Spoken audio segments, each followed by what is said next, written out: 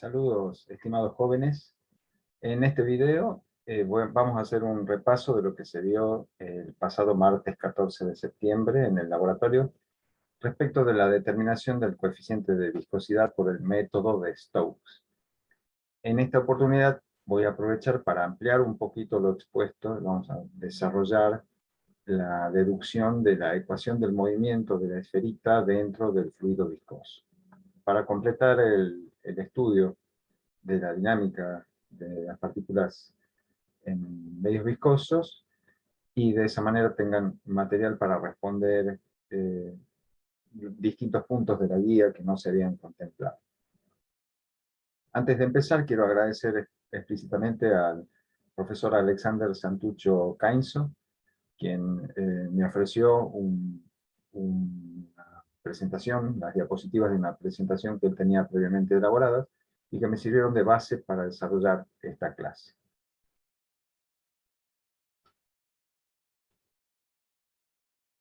Bien, en el desarrollo de este trabajo vamos a ver el fundamento del método de Stokes, el rango de validez, es decir, bajo qué condiciones podemos aplicarlo, cómo es la metodología en el laboratorio, en particular con el instrumental que tenemos en el laboratorio, cuáles serán las fuentes de incertidumbre experimental cuando vayamos a medir la viscosidad de un fluido. Y quedará para ustedes el estudio del ajuste del modelo teórico que se va a presentar ahora respecto de los datos experimentales que obtengan y qué conclusiones se pueden sacar.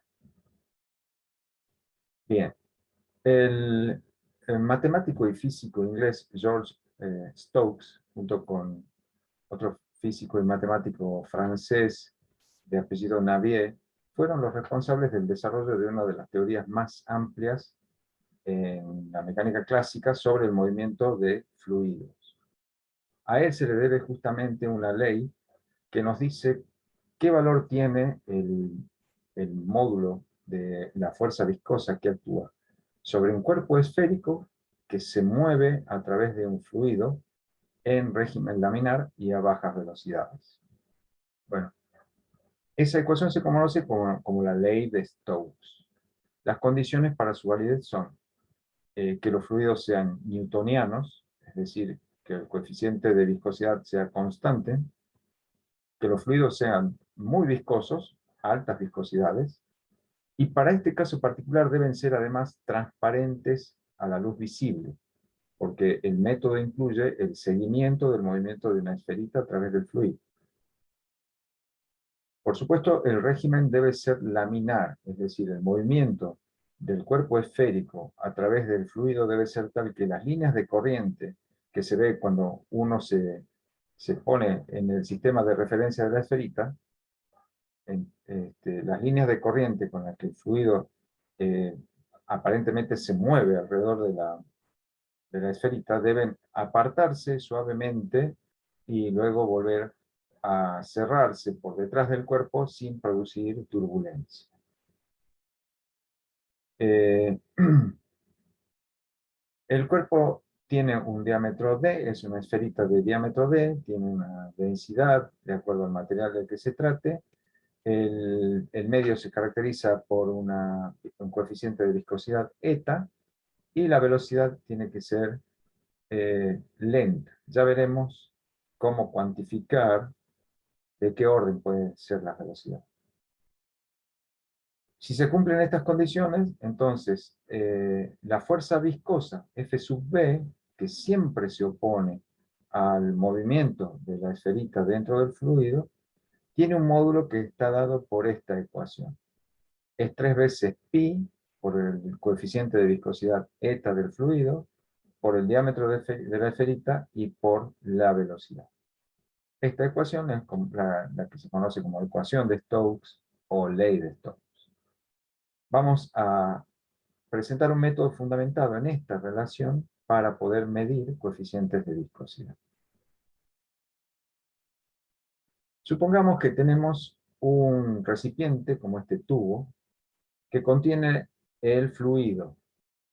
Ese fluido está caracterizado por su densidad, ρ sub L, su coeficiente de viscosidad eta, y la temperatura. Destacamos que siempre tenemos que medir la temperatura cuando se hacen determinaciones de viscosidad, porque hay una fuerte dependencia de la viscosidad con la temperatura, ¿sí? El cuerpito esférico que vamos a dejar caer suave, sin velocidad inicial a través del fluido, se caracteriza por su densidad, ρ sub c. El material tiene una densidad ρ sub c y el diámetro es d.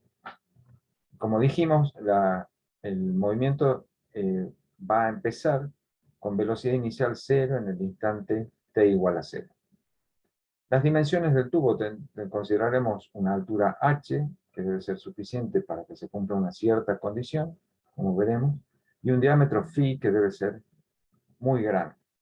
En rigor, faltó decir, la condición para la validez estricta de la ecuación de Stokes es que el volumen de fluido tiene que ser infinito.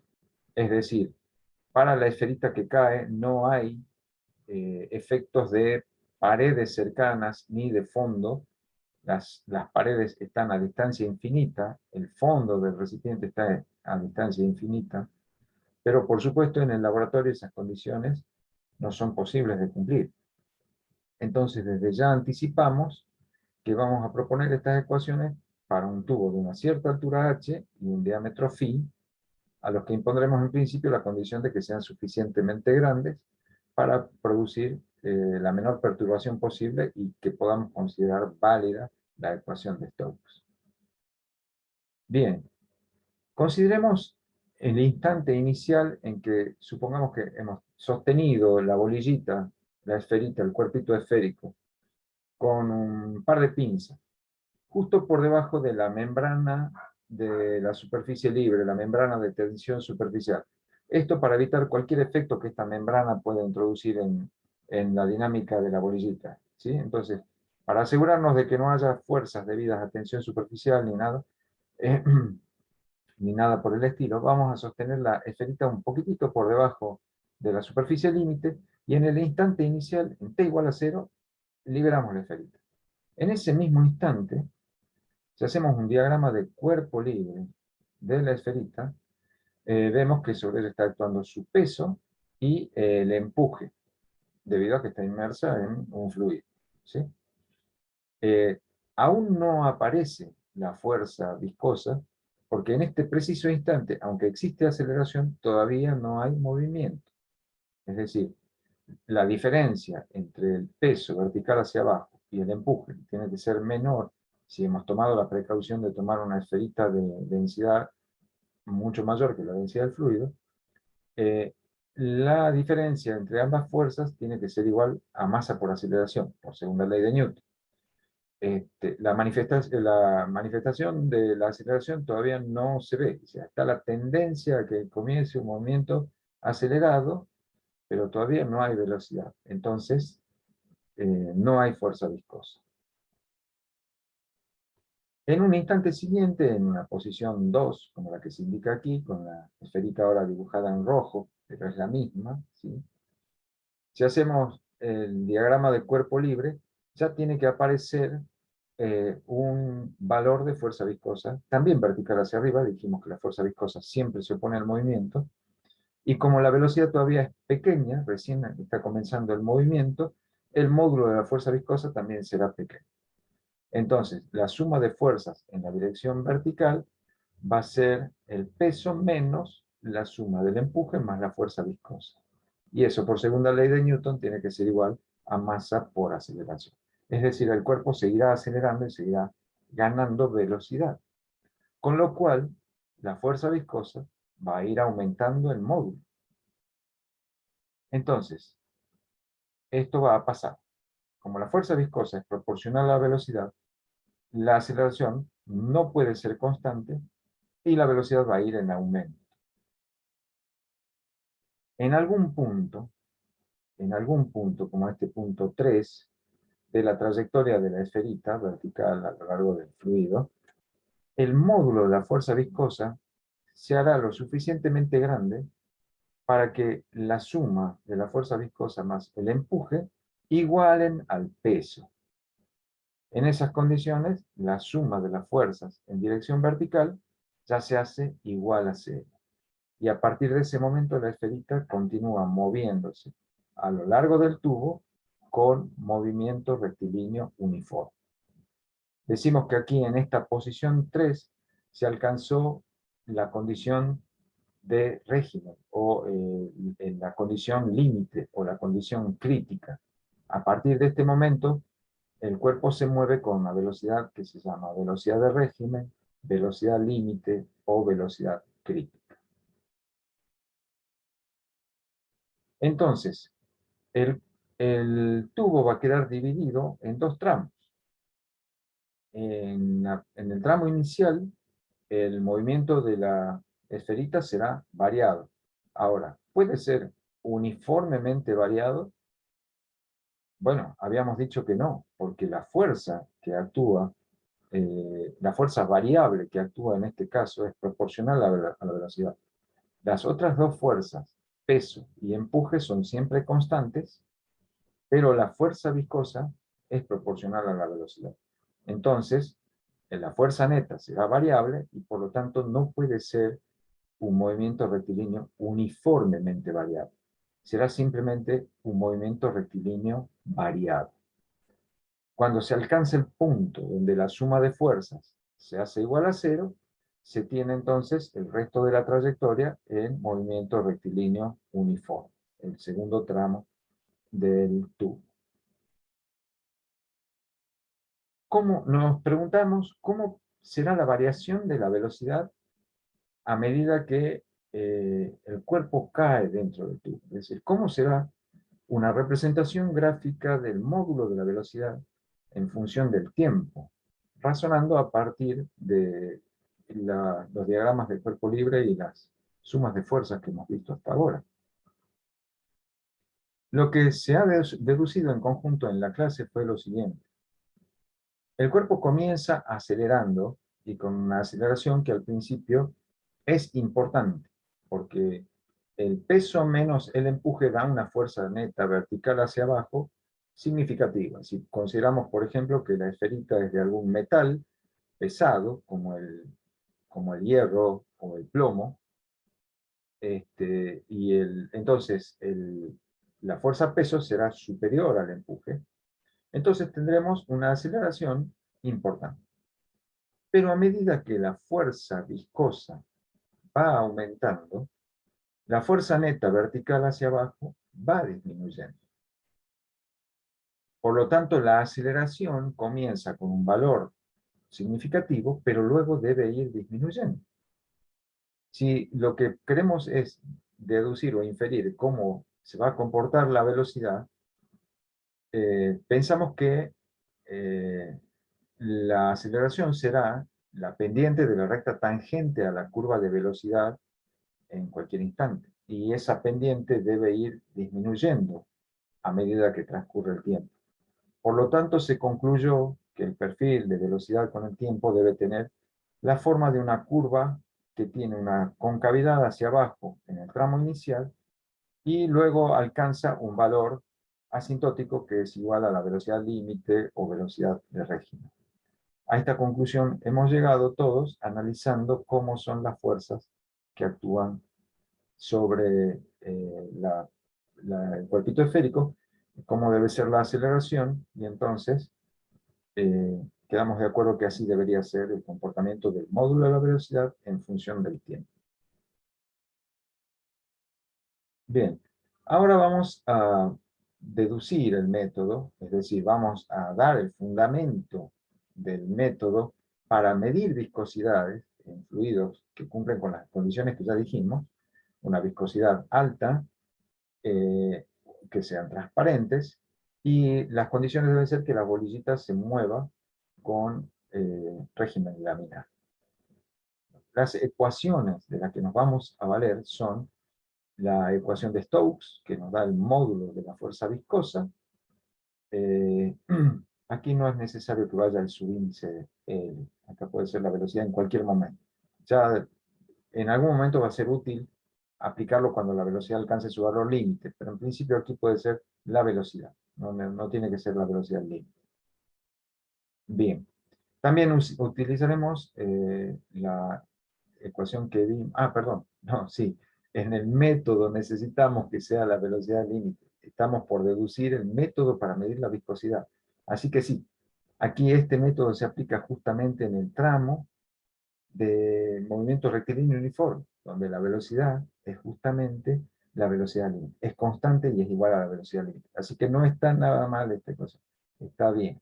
Tiene que ser la velocidad límite. ¿Sí?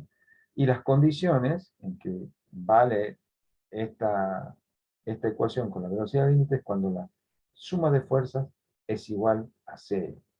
Es decir, cuando el peso menos el empuje igualan a la fuerza viscosa. Bien. ¿Qué pasa si ahora reemplazamos el peso por la siguiente ecuación? El peso es igual a la densidad del material con que está hecho el cuerpito esférico, por el volumen de ese cuerpito esférico y por la aceleración de la gravedad. El empuje, sabemos, es igual a la densidad del líquido por el volumen del cuerpo que desaloja ese volumen de líquido y por la aceleración de la gravedad. Entonces vamos a reemplazar estas dos ecuaciones en la ecuación 2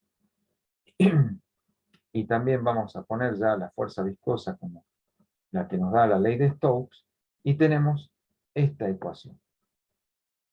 Aquí, como es fácil ver, lo que conviene es tomar un factor común de densidad del cuerpo por volumen del cuerpo. Entonces, haciendo eso, nos queda esta ecuación. Si a continuación reemplazamos el volumen del cuerpo por el volumen de una esfera de diámetro d, recordemos que siempre nos conviene expresar las ecuaciones de volúmenes de esferas en función del diámetro, que es lo que efectivamente se puede medir en el laboratorio. Escribimos que el volumen del cuerpo es un sexto de pi por el diámetro al cubo por la aceleración de la gravedad. Bueno, nos queda la diferencia de las densidades entre la densidad del cuerpito esférico menos la densidad del líquido, y eso igual a 3pi por eta por el diámetro y por la velocidad límite. Está claro que se pueden hacer cancelaciones. Entonces, bien, procedemos a cancelar pi del lado izquierdo con pi del lado derecho, diámetro al cubo con el lado izquierdo con diámetro al lado derecho, nos queda diámetro al cuadrado, y si, finalmente sacando el limpio nos queda esta relación. De aquí lo que interesa es justamente despejar el coeficiente de viscosidad. Entonces, si pasamos los factores 3 y velocidad límite al denominador del miembro izquierdo, ahí el 3 se multiplica con el 6 y nos da este factor 18, y esta sería la ecuación. En definitiva, el método se aplica en el tramo final del tubo, donde la esferita se mueve con movimiento rectilíneo uniforme, y la ecuación que permite calcular el coeficiente de viscosidad de este fluido es esta ecuación que hemos llamado la ecuación psi. El coeficiente de viscosidad viene dado por el producto del cuadrado del diámetro de la esferita por la aceleración de la gravedad, por la diferencia entre la densidad del material del que está hecho el cuerpito esférico menos la densidad del líquido, todo dividido en 18 veces la velocidad límite. Bien. Las condiciones o el rango de validez. ¿Cuándo podré yo realmente hacer uso de esta ecuación en este tramo del tubo? Dijimos, para fluidos muy viscosos y que se mueven a baja velocidad. Esas dos condiciones se resumen en la siguiente condición. Exigimos que el número de Reynolds que caracteriza el movimiento del cuerpito esférico en este fluido sea menor que 1. Fíjense, el número de Reynolds incluye a la velocidad del movimiento de la esferita y a la viscosidad. Justamente, si la velocidad tiene que ser pequeña y la viscosidad alta, eso determina que el número de Reynolds deba ser menor que 1. A la vez dijimos, este método solo es aplicable si podemos ver la esferita. Si necesitamos poder seguir el movimiento de la esferita dentro del fluido. Entonces, eso agrega la condición de que el fluido tiene que ser transparente. Una gran cantidad de fluidos que son de interés para la industria, para la química, para la investigación, como son los petróleos, las pinturas, etcétera, van a quedar fuera de la aplicabilidad de este método porque si no son transparentes a la luz visible, no podremos usar.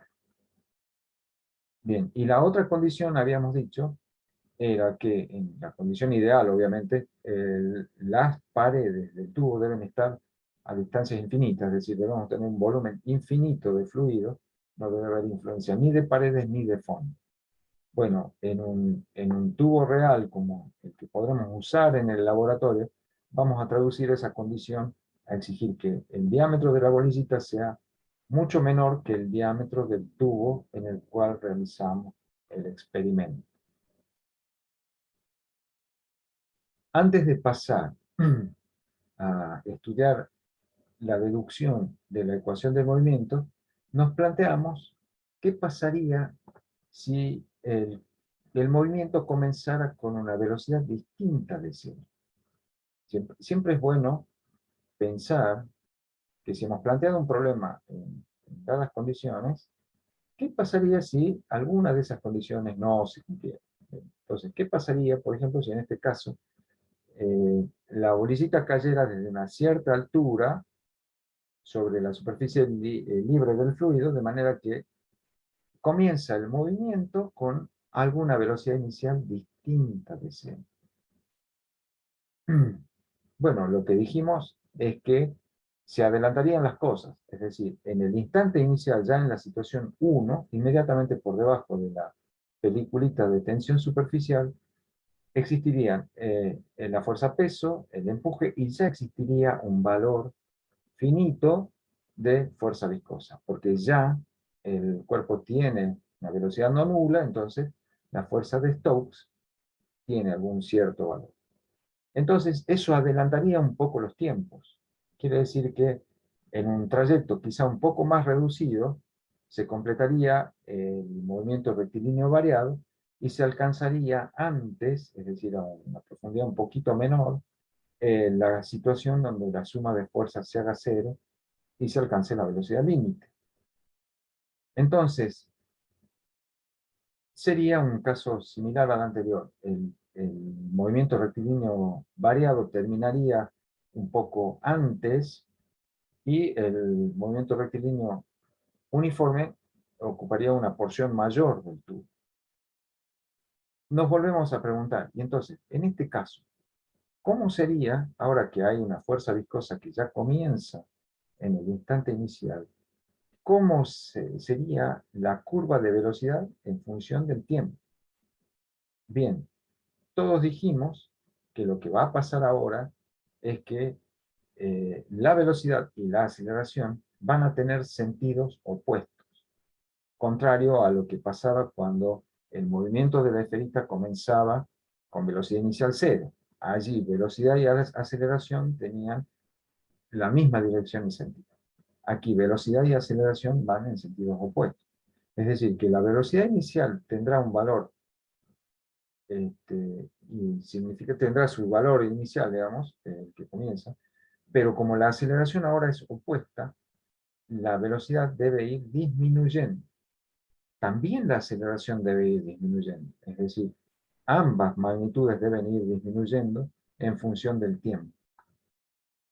La conclusión a la que arribamos es que si la velocidad debe ir disminuyendo y la aceleración debe ir disminuyendo, es que la tangente a la curva, que es la aceleración, debe ir haciéndose horizontal y la velocidad debe ir bajando el módulo como a medida que transcurre el tiempo.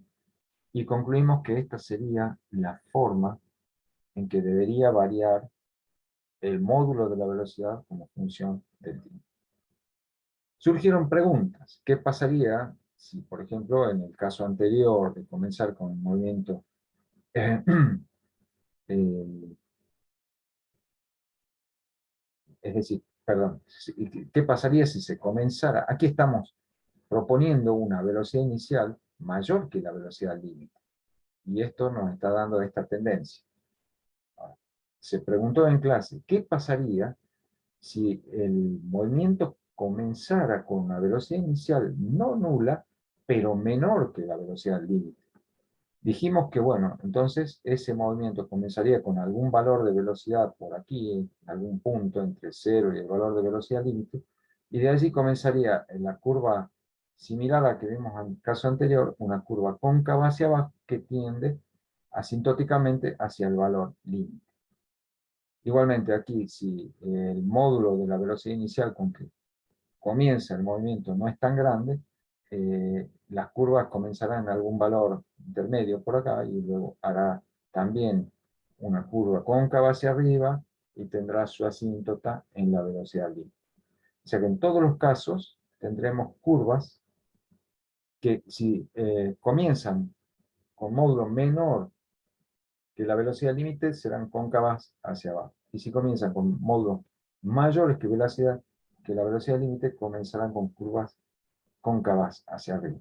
Pero todas convergen hacia esta velocidad límite, hacia la misma velocidad límite, porque la situación de suma de fuerzas es igual a cero, se alcanza, no importa cómo haya sido el inicio del movimiento. En algún punto de la trayectoria de la esferita se alcanza la situación límite donde la suma de fuerzas se hace cero y el movimiento se vuelve rectilíneo y uniforme. Bien, vamos entonces ahora a la deducción de la ecuación de movimiento. Esto complementa lo que interesa para completar la guía de estudio del tema de medición de viscosidad por el método de Stokes. El desarrollo que vamos a presentar está basado en el contenido que se presenta en esta página web, que tiene algunas animaciones. Los invito a que la consulten a esta página y prueben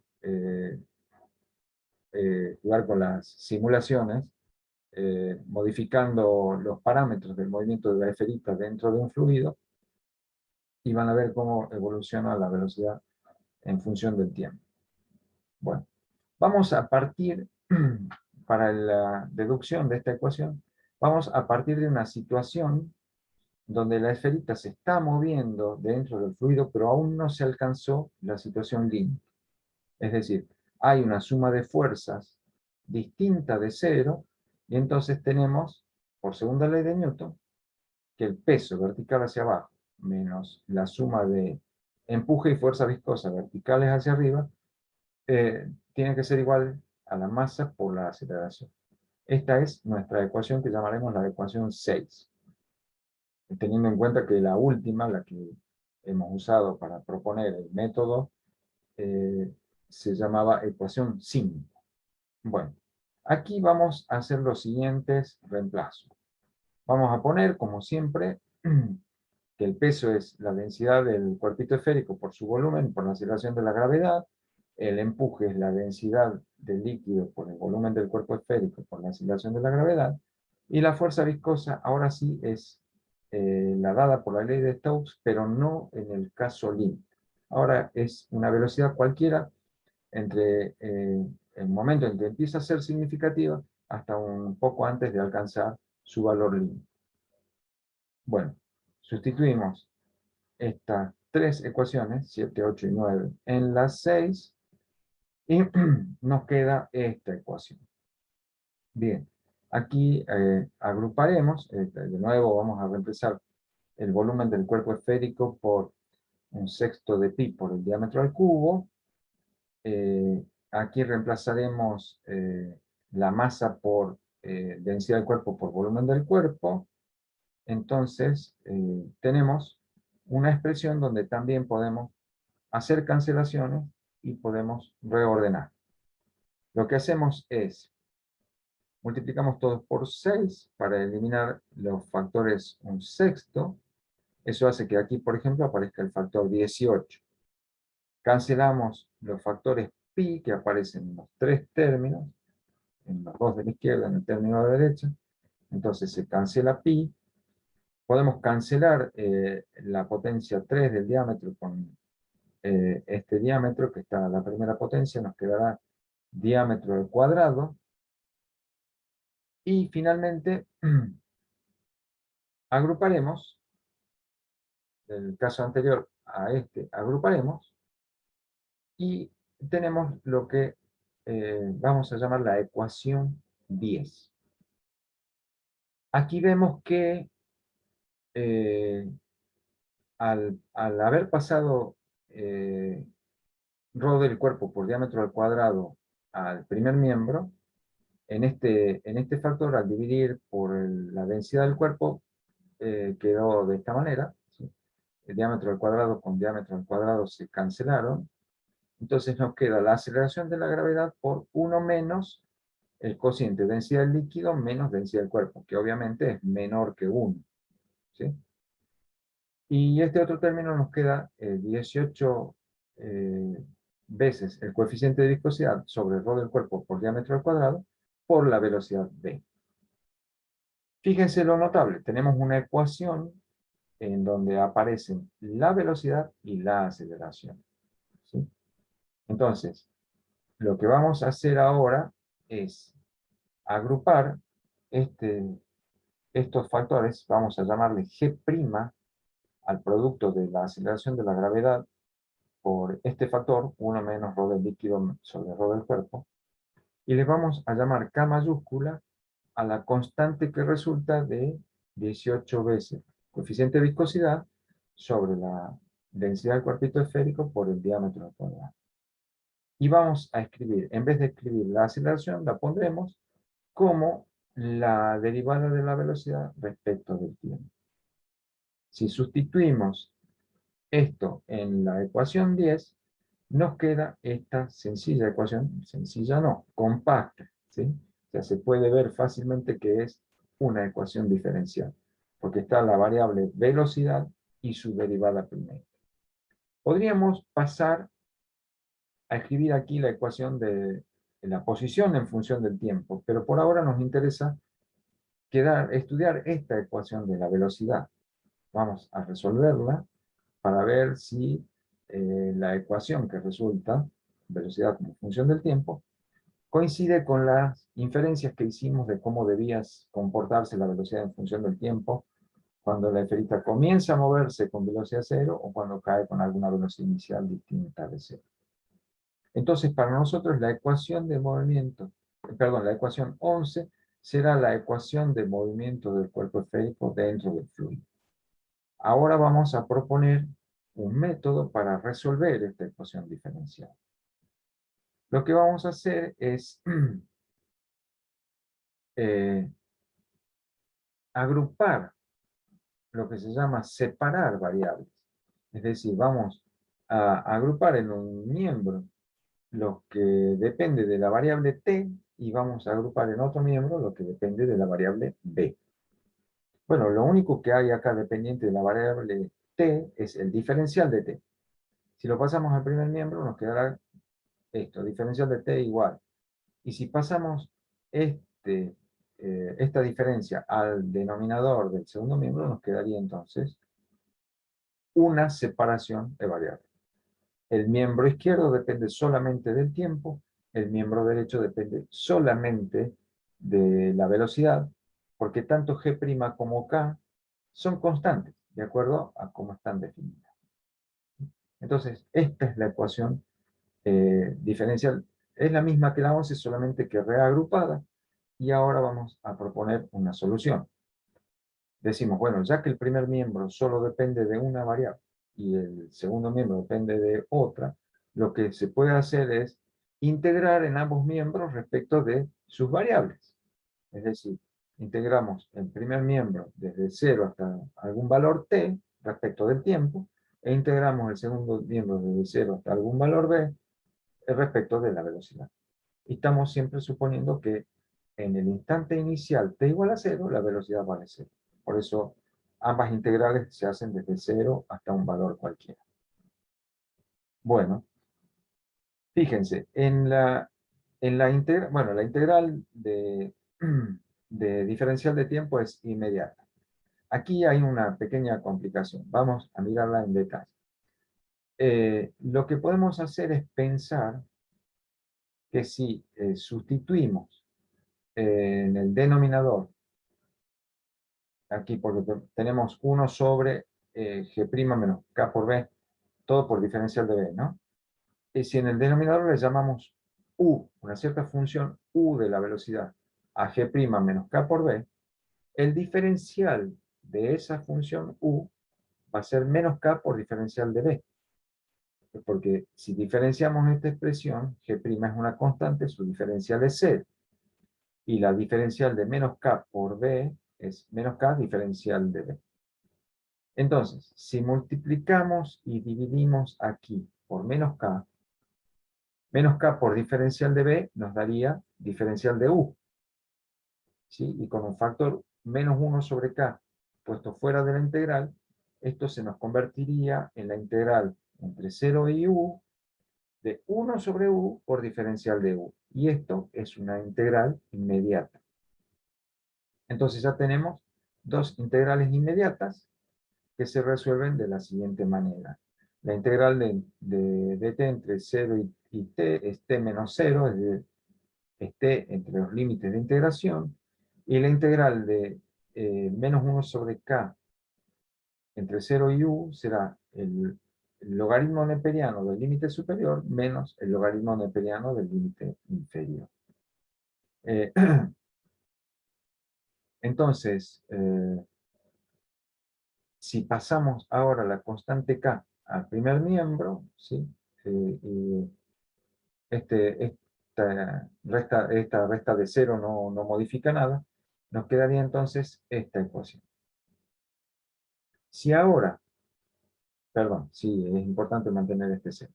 Si ahora tomamos antilogaritmo en ambos miembros para que desaparezca el logaritmo del segundo miembro, si tomamos antilogaritmo en ambos miembros, nos va a quedar que e a la menos k por t menos 1, porque el antilogaritmo, o sea, e a la 0 es 1, perdón, e a la 0 es 1, nos quedaría entonces e a la menos k por t menos 1 igual a u. Aquí recordamos cuánto valía u. U valía g' menos k por b. ¿Sí? Entonces reemplazamos u por g' menos k por b, y de aquí podemos despejar la expresión de la velocidad. La velocidad vale la constante g' sobre k por 1 menos e a la menos k por t. Si reemplazamos ahora por cómo habíamos definido g', cómo habíamos definido k en la ecuación que acabamos de encontrar, nos queda así desarrollada en un solo renglón, donde no está tan claro, no queda tan claro las dependencias, porque acá hay 3 niveles, hay llaves, corchetes y paréntesis, puede confundir un poco, pero si lo miramos bien, en la forma más explícita, vemos que la velocidad es igual esencialmente a una constante, porque engloba todas constantes del sistema, ¿sí? El diámetro de la esferita, la aceleración de la gravedad, las densidades del cuerpo y del líquido, y la viscosidad del líquido, todo multiplicado por una función exponencial de exponente negativo, es decir, este segundo miembro es una función exponencial decreciente del tiempo. Aquí también hay constantes que son características del sistema, y está la variable tiempo. Y lo que podemos ver en esta ecuación es que para tiempos muy grandes, a medida que el tiempo va aumentando, el término exponencial decreciente va tendiendo a 0, e a la menos infinito es 0, entonces todo el corchete tiende a 1, y la velocidad tiende a esta constante, que no es otra cosa que la velocidad límite que ya habíamos encontrado en el desarrollo anterior. Entonces, Si retomamos un poquito hacia atrás, donde hemos hecho la inferencia de cómo debía ser el comportamiento de la velocidad como función del tiempo aquí. Para cuando comienza el movimiento con velocidad cero, la ecuación que acabamos de encontrar es consistente. Y el valor que tiene la velocidad límite, a ver si el valor que tiene la velocidad límite lo podemos ver de la ecuación 5. Si pasamos la velocidad límite al primer miembro del coeficiente de velocidad del denominador del segundo, nos queda la ecuación que acabamos de encontrar resolviendo la ecuación de movimiento. A ver, aquí está. La velocidad límite es esta. Bien. Entonces, ahora sí pasamos a la parte estrictamente metodológica. Es decir, ahora ya vamos a pensar cómo trabajar en el laboratorio para que a partir de esta ecuación donde yo ahora voy a reemplazar, voy a pasar el coeficiente de viscosidad al primer miembro y la velocidad límite acá al segundo, entonces esa va a ser la ecuación del método para calcular el coeficiente de viscosidad. El tubo que habíamos planteado acá como un tubo idealizado, ahora va a ser un tubo real, como este que se ve aquí. En este caso es un tubo de acrílico. El fluido viscoso es un fluido transparente, el tubo también es transparente. Acá se ve la superficie límite. Por detrás del tubo se ha colocado una escala que tiene un fondo rojo, por eso esa cinta roja. Y los cuerpos esféricos que podemos utilizar serán esferitas, bolillitas metálicas, que pueden ser de distintos diámetros, es decir, en el laboratorio se cuentan con bolillitas de distintos diámetros, de acero y de plomo. El problema con las bolillitas de plomo es que son muy irregulares. En cambio, las de acero tienen una definición muy buena, son muy esféricas, porque están hechas como bolillitas para rulemanes de bicicleta. Entonces tienen una esfericidad hecha con mucho cuidado, con una tolerancia muy pequeña. Entonces, bueno, cualquiera sea el tamaño de esferita que se elija, esa será, digamos, la metodología. Entonces, aquí están el tubo, las esferitas, las esferitas y la ecuación que vamos a usar. Está el tema de la velocidad límite. ¿Cómo vamos a saber qué valor tiene la velocidad límite para ponerlo en la ecuación? Bien, lo que habíamos concluido es que debemos determinar a priori, antes de empezar a hacer las mediciones, dónde se alcanza la condición de régimen o la condición límite. Donde la bolillita, en su movimiento, llega al punto en donde la suma de fuerzas se hace cero y comienza su movimiento rectilíneo uniforme. Porque es en ese tramo del tubo donde vale el método dado por esta ecuación. Es decir, lo primero que tenemos que hacer es identificar en el tubo la porción donde se alcanza la velocidad límite. Lo que se dijo es que se puede hacer una prueba piloto. Debemos disponer para ello de varias bolillitas, ¿no? No podemos tener una, ni dos, ni tres. Debemos tener un buen número de bolillitas disponibles.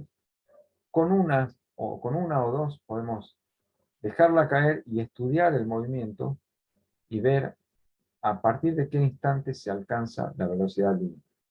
Para eso se puede subdividir el tubo en tramos de longitudes iguales, medir el tiempo en que la bolillita recorre esos tramos, calcular las velocidades promedio en esos tramos y ver cuándo la velocidad promedio se hace constante. Es decir, al principio la velocidad promedio irá disminuyendo, pero a partir de algún momento la velocidad promedio será una constante. Entonces, a partir de ese tramo ya sabemos que se alcanzó la velocidad límite. Tomaremos desde ese punto hasta un poco antes del fondo del tubo como un único tramo en donde con subsiguientes bolillitas mediremos el tiempo que demora en recorrerlo y con eso calcularemos la velocidad límite. Es decir,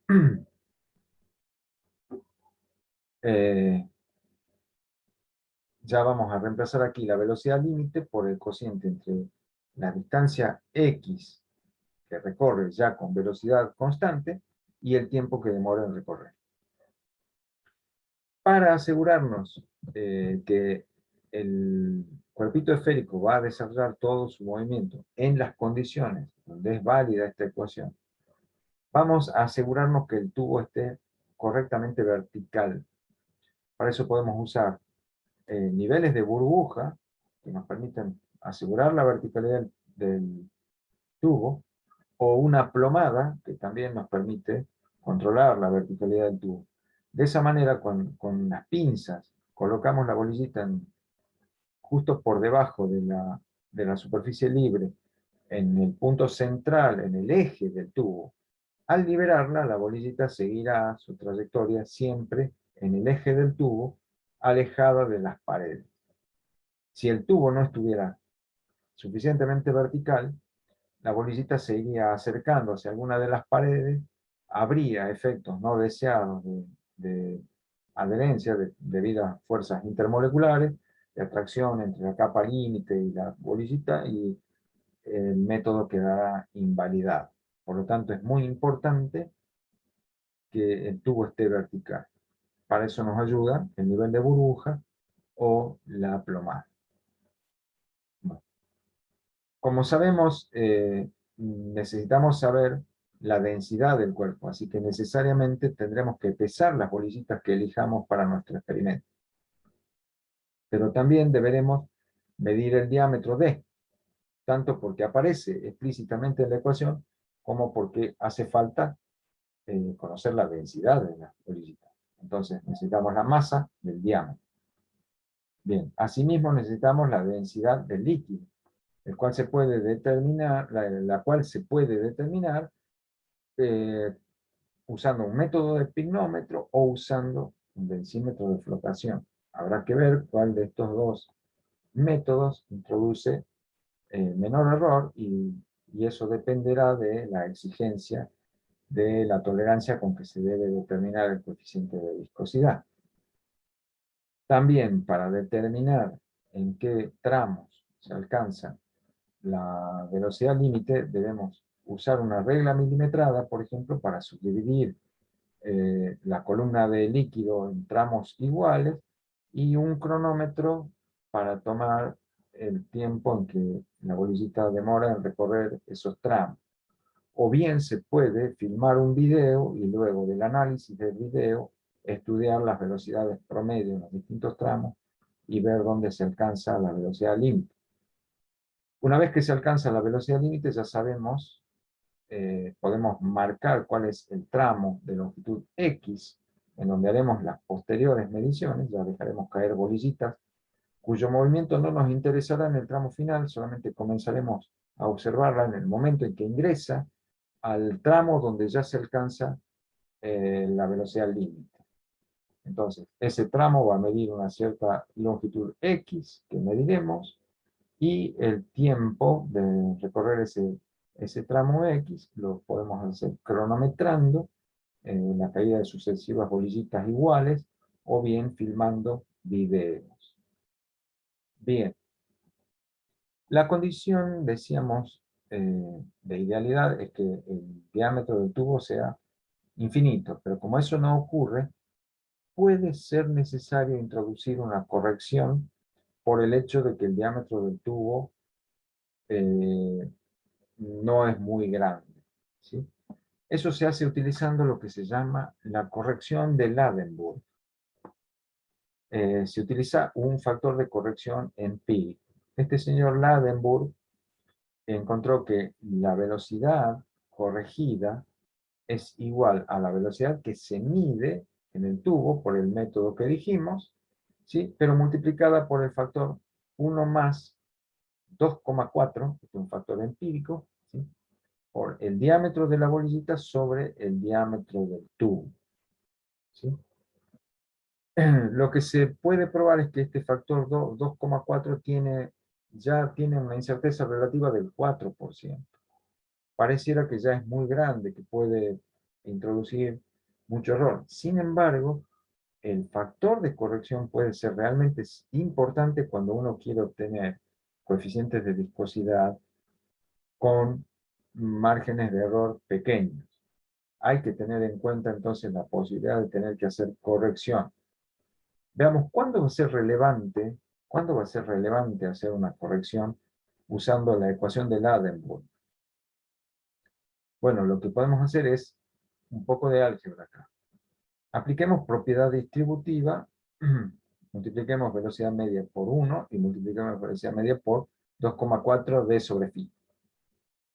Bueno, una vez que hacemos eso, pasamos velocidad media al primer miembro. Pasamos velocidad media restando y después velocidad media dividiendo. Lo que nos va a quedar es esta ecuación, que nos dice que la diferencia entre la velocidad corregida y la velocidad medida respecto de la velocidad medida va a venir dada por esta relación, 2,4 diámetro de la bolillita sobre el diámetro del tubo. Lo que vemos es lo que nos dice esta relación, es que va a ser significativa la corrección siempre y cuando este factor 2,4 diámetro de la bolillita sobre el diámetro del tubo sea mayor que el error relativo con el que determinamos la velocidad, con el que medimos la velocidad. Porque fíjense, si este factor no es mayor que el error relativo con el que se ha medido la velocidad, la corrección de la velocidad medida no va a ser significativa respecto de la velocidad medida. Entonces no va a tener sentido. Tenemos que ver si efectivamente, una vez que hemos hecho la medición de nuestra velocidad eh, eh, de régimen en el tubo, tenemos que medir a continuación el diámetro del tubo y hacer esta comparación. Si efectivamente este factor es mayor que el error relativo, porque medimos la velocidad límite, hay que usar la velocidad corregida en la ecuación del cálculo de la viscosidad. Aquí tendremos que usar el valor de la velocidad corregida. Bien, las fuentes de incertidumbre obviamente van a ser las que surjan de las mediciones de todos los factores que intervienen. Si hacemos la propagación del error en la ecuación que vamos a usar, vemos que, por ejemplo, es crítica la medición del diámetro porque el diámetro va elevado al cuadrado y las bolillitas tienen que ser de diámetro reducido a fin de que la relación diámetro de la bolillita, diámetro del tubo sea favorable. Entonces, eso va a traer aparejada una incertidumbre que debemos controlar. Debemos tratar de medir la bolillita con instrumentos que nos permitan tener incertidumbres del orden de la centésima de milímetro o menor. Si podemos medir con el tornillo micrométrico que aprecie las milésimas, sería mucho mejor. En cuanto a las densidades, obviamente lo que conviene es que elijamos bolillitas cuya densidad sea mucho mayor, sea mucho más importante que la densidad del líquido. No conviene utilizar bolillitas de aluminio o de plástico o de cerámica de densidades que sean no muy grandes en relación a la densidad del líquido. Estas diferencias en los denominadores deben ser los más grandes posibles, a fin de que estos términos del error sean los más pequeños posibles. Asimismo, nos va a favorecer el hecho de que el tramo de velocidad, de movimiento con velocidad constante sea el más largo posible, ¿sí? De manera que tanto la longitud X que recorre la bolillita con velocidad constante como el tiempo T que demora en recorrerlo sean lo más grandes posibles y estos términos sean menores. Por su parte, la densidad del cuerpo, como decíamos, hay que determinarla por pesada. Bueno, por suerte tenemos la balanza que aprecia 10 a la menos 4 gramos, pero lo interesante sería lograr medir el diámetro con el menor error posible, porque en la determinación de la densidad del cuerpo, el diámetro pesa mucho, porque es el volumen de una esfera y el diámetro va al cubo.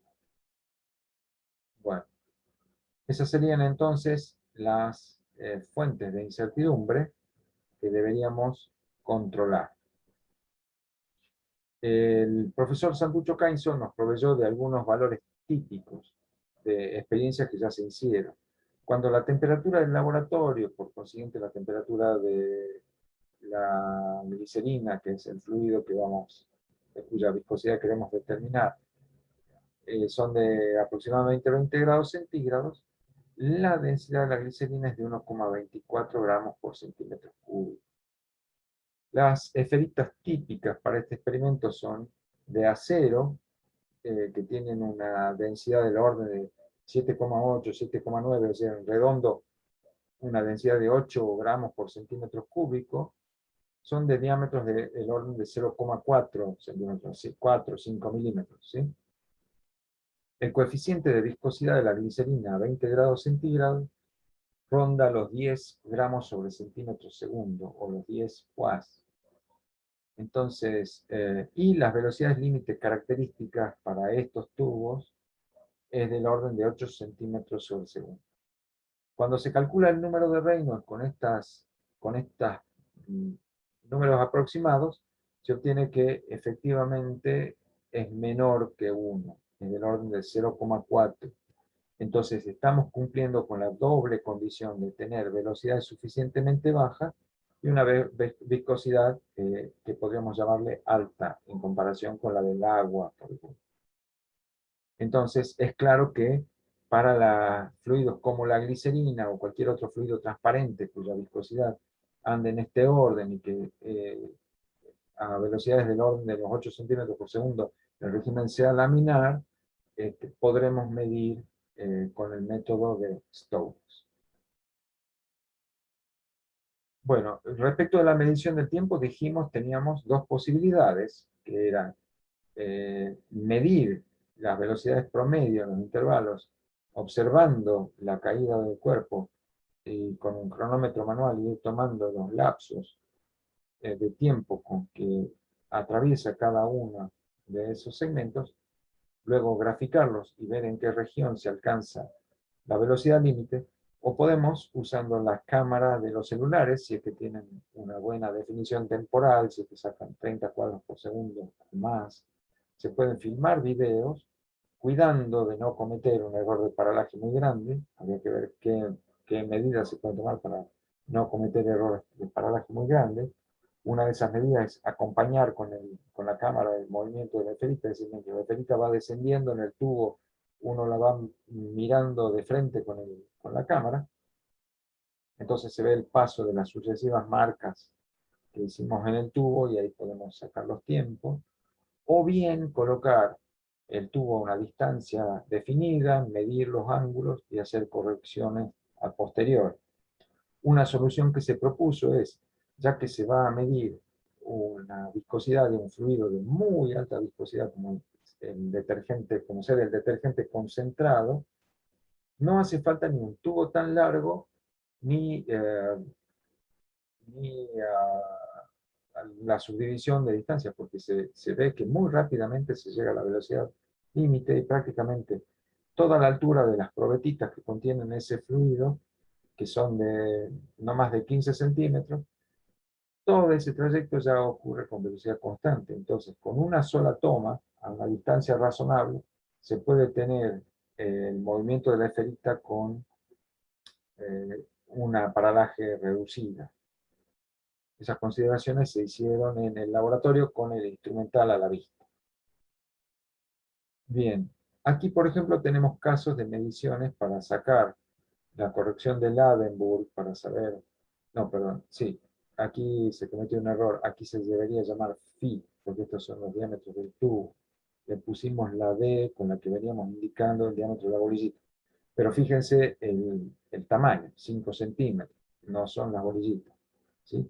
Estas son mediciones del diámetro del tubo a fin de tener un valor obtenido con mucha precisión para que cuando se calcule el factor de corrección se cometa el menor error posible. De la misma manera, el coeficiente, el factor, perdón, el módulo de la aceleración de la gravedad, por suerte lo tenemos con un error relativo también muy reducido. Bien, estamos usando aquí en estas diapositivas las unidades correspondientes al sistema CGS para que las viscosidades salgan directamente en Poise. Pero se podría usar el sistema internacional y dar las viscosidades en, ¿cómo se llama? Newton metros sobre segundo. Bueno, y aquí unos órdenes de magnitud donde típicamente las masas de las esferitas son de 4.443 gramos y las densidades, perdón, aquí hay un error, este es el volumen de la esfera y se ha puesto el volumen como gramos sobre centímetros cúbicos, perdón. Las densidades de la glicerina a 20 grados centígrados, decíamos, era de 1,24 gramos por centímetro cúbico. Y aquí se ve, por ejemplo, el resultado de una serie de mediciones en donde un tubo, como el que se mostró en las diapositivas, un tubo largo de más de 1 metro de glicerina, se subdividió en 9 intervalos de 10 centímetros cada uno. Se dejaron caer 5 esferitas cuyos diámetros tenían este valor y las masas este valor. Para cada una de esas esferitas se midió el tiempo en que recorrieron los distintos tramos. Aquí están los valores de los tiempos con los que recorrió el tramo 1. Aquí el valor promedio, el error cuadrático medio del promedio, el error mínimo considerado. Y entonces, para, con las 5 bolillitas a lo largo de los 9 tramos, se obtuvo todo este conjunto de valores que una vez que se los redujo, permitió encontrar cómo evoluciona la velocidad promedio en función de la profundidad, indicada aquí por el número de tramos, donde sabemos que cada tramo mide 10 centímetros. O sea, acá podemos interpretar que estos son 10 centímetros desde la superficie del fluido hasta la primera marquita. En la siguiente son 20 centímetros, 30, etc. ¿Sí? Vemos cómo la velocidad promedio va disminuyendo y finalmente alcanza un valor que dentro de la incertidumbre experimental es constante. Tanto si se mide con cronómetro como si se mide a partir de un video, podemos construir estas curvas de velocidad promedio a lo largo de los distintos tramos del tubo para encontrar el valor de la velocidad límite o el momento en que se alcanza la velocidad límite. Y luego en sucesivas mediciones, para tener en cuenta solamente, aquí por ejemplo se detectó que a partir del tercer tramo ya se alcanza la velocidad límite. Entonces, con 5 esferas adicionales, entre el tramo 3 y el tramo 9, que daban una distancia de 60 centímetros, se tomaron 5 valores de tiempo de recorrido ese intervalo de 60 centímetros, se calculó la velocidad promedio, se aplicó la corrección de Ladenburg y entonces finalmente perdón, no, todavía no se aplicó la corrección de Ladenburg.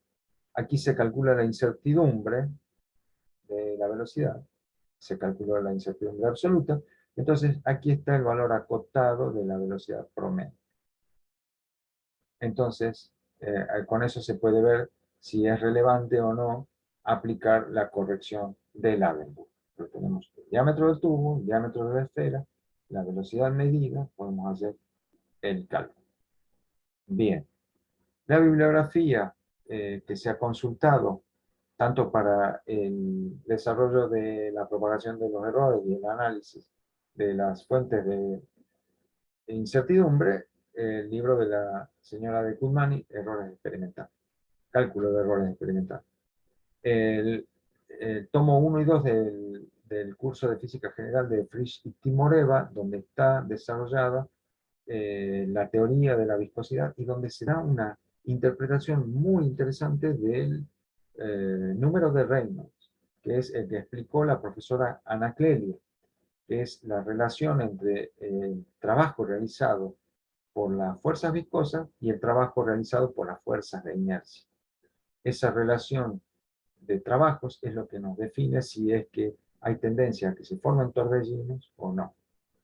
Bien, después están los textos clásicos de física, pero lamentablemente Resnick, Halliday y Tipler no desarrollan en profundidad eh, viscosidad, el tema viscosidad. Tampoco eh, el Szymanski.